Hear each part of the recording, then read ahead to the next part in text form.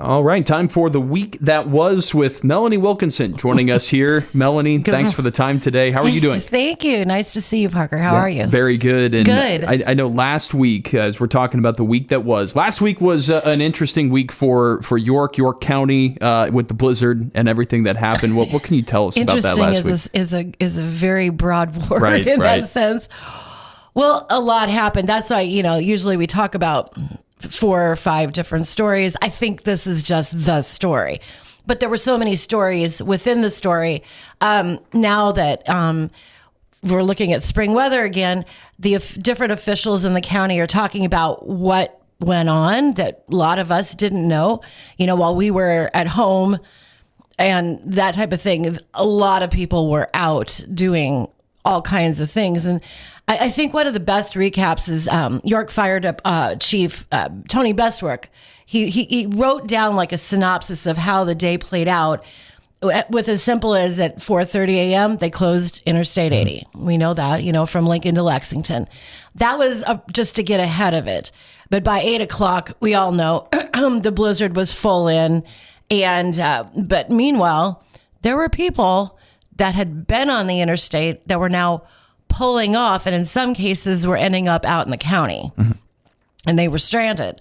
So that's where the calls start coming in for help. They're sitting in their cars in all kinds of different places, and the sheriff's department started getting dispatched to go out and get them.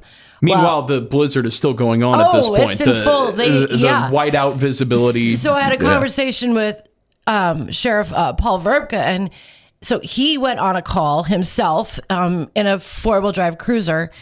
He was just on Lincoln Avenue heading to the south towards his intention was to get down to the McCool area, and he was just over by Hitz Towing, so he was still in town, and he suddenly realized he wasn't even on the roadway at all. He didn't know. He knew he was by Hitz, but he couldn't tell even where the road was, so he had to turn around and go back. But meanwhile, and at one point, they had 12 motorists in all different places in the county that were stranded, sitting out in a road, couldn't move, couldn't do anything. They needed help. Well, then at the same time, here in town and also in the villages, there were all kinds of 911 calls for medical help because there's a lot of people that are on oxygen machines in their homes. And with no electricity now, they needed help. And so they tried to form some sort of a plan on what to do with all these people, maybe to get them to the hospital. Well, York General's phone system went down, to probably tied to the internet, outage. So the fire department then started going around in the middle of all this mess, collecting people who were in bad need of keeping their oxygen going to take them to the hospital in a special place where they could be taken care of.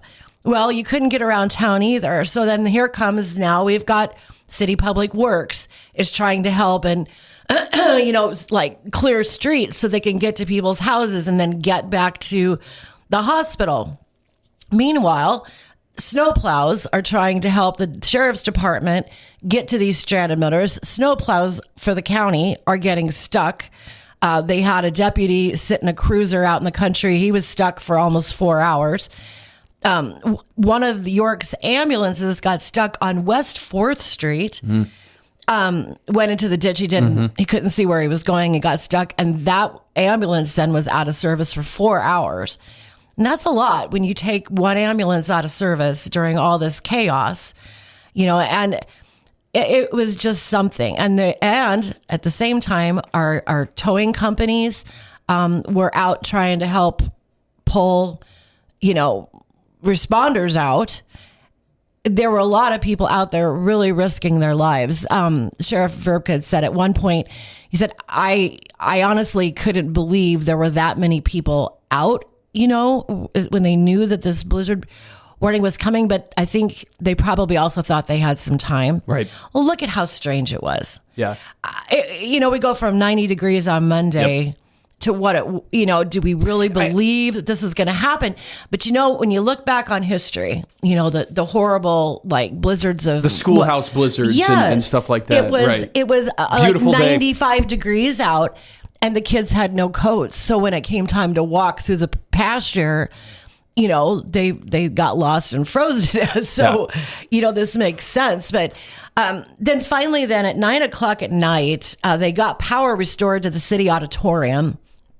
And it became very clear from calls and from people that had been rescued from being stranded that we needed to have the emergency shelter protocol needed to be called in place.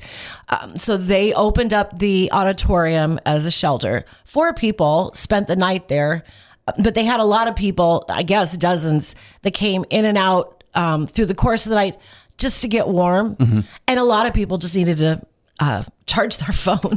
Right. Isn't that crazy when you think about that? And, you know, we rely so heavily on our technology. And when we don't have it, that becomes a crisis.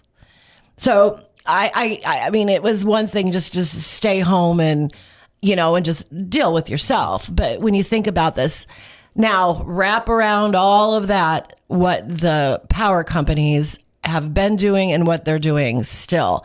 MPPD and Perennial, it was remarkable how fast they did get power restored. My understanding was as of about 4:30 yesterday afternoon, Perennial said they have about 98%. They had about 98% restored. But that still doesn't, they might have ways to keep the power going and people are using electricity and they have it. But there are miles of lines and poles that have to be completely replaced. And I know that they've gotten a lot of mutual aid. As of today, from what I understood, there's 75 linemen at Perennial or working with Perennial. Some of them may be from different communities. They're coming from all over the state because we did get hit pretty bad. It sounds like the Norris Public Power District, they were reporting this morning that they still have outages mostly in Seward County. But in our area, we have about 75 linemen right now that are working to get this. I don't know how long it'll take before, you know, get everything together. God hope we don't have like a tornado in a month. Right. You know, it is remarkable. And what people have been doing too, to help each other. Now, the sheriff did recognize too that there were times where they just absolutely couldn't get to anyone, but through people talking to one another, saying, hey, I've got a relative that's stuck at this location out there. There were farmers who got their tractors and went out and found him, you know, and there were a lot of things that went on behind the scenes too. A lot of people that helped each other get to like their cattle. It's calving season. That's a rough thing too. You know, there were just a lot of things at play, but then how weird was it that then the next day we're left with this big giant mess and it was sunny and warm. Over just like that. It started to melt. Right. Oh, it was a mess to clean up and it was a heavy, wet snow. Yeah. And to everybody that's mad at city or at snow crews for taking out their mailboxes, they're sorry. You know, it's something that happens. And I know the city's been dealing with a lot of complaints about that, but it's just something, especially when it's that wet, heavy, terrible snow. And drifting all over the place, drifts that are 4 feet, 5 feet and plus. You know, and nobody died. Right. Nobody died. Everything was good. So I do have just some quick stats. The sheriff's department, just the day of the blizzard, had they responded to 2 accidents, and which is kind of only 2, which is great. But they also had to go to 51 motorist assist. That's a lot of stranded cars. Which an cars. accident would be 2 vehicles or a crash, and then a motorist assist would be somebody stuck in the ditch. So there were 51 of those. Now the State Patrol, according to Cody Thomas, he's their spokesperson.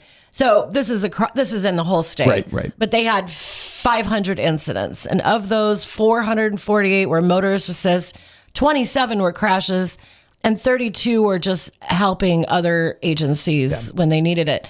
And they did have 1 cruiser that was damaged. Nobody got hurt, which was good.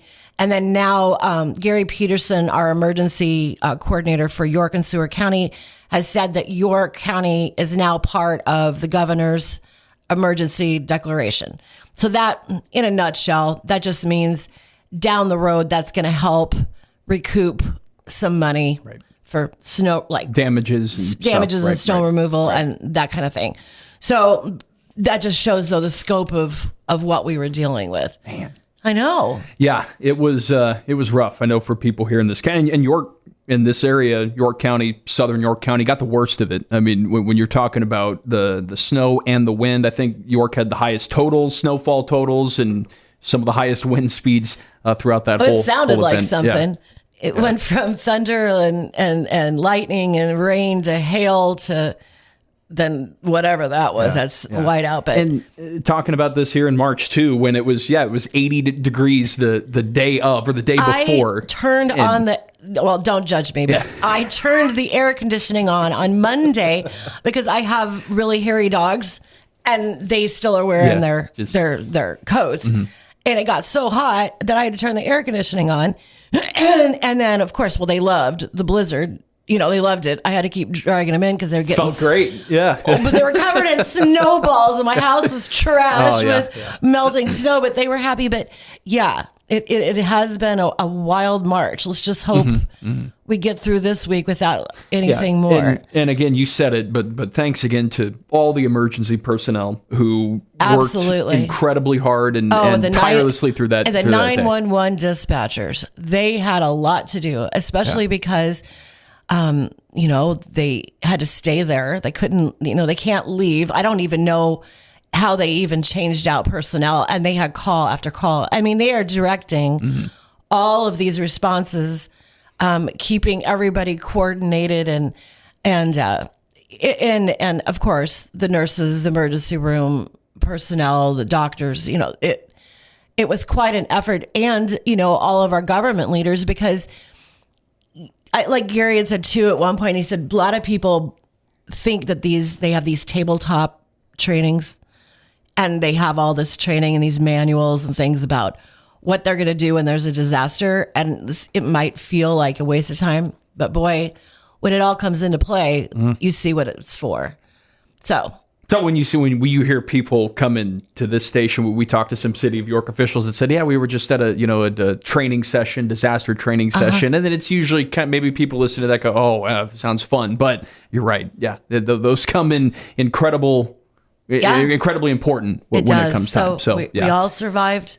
Let's just head for spring. Right. Yes. And anything else happening last week? I mean, was there anything toward the end of the week? Before the blizzard hit, we had groundbreakings, beautiful weather for 2 different housing areas, one in Bradshaw. That's an interesting project where they're going to take houses that are owned by York General Hospital. The properties are owned for the purpose of future expansion. Typically, those are just torn down, and then they keep growing the hospital on top of that property. Well, a group is going to, they bought the house, or they're going to move the houses to Bradshaw and create a new housing area there. And then the other one is going to be out east of Minks Park, where Champion Homes is going to be creating houses out there. They're going to look different from each other. They're not all going to be cookie cutter.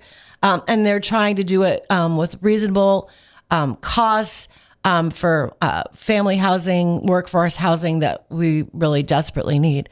So those were 2 exciting things that happened. And then the blizzard just kind of took over everybody's life from there on out. But everybody's back up and running and looking towards more. And warmer weather on the way. I did unfortunately see that there may be some snow is coming up still next week, but we'll hold off on until the forecast maybe gets a little clearer with that. But I did see some stuff where we may not be done with it quite yet. I haven't seen that yet, but small, not like it was last week. I don't think, but maybe just a little dusting out there. But Melanie, thanks so much for coming in. I appreciate it. See you next week.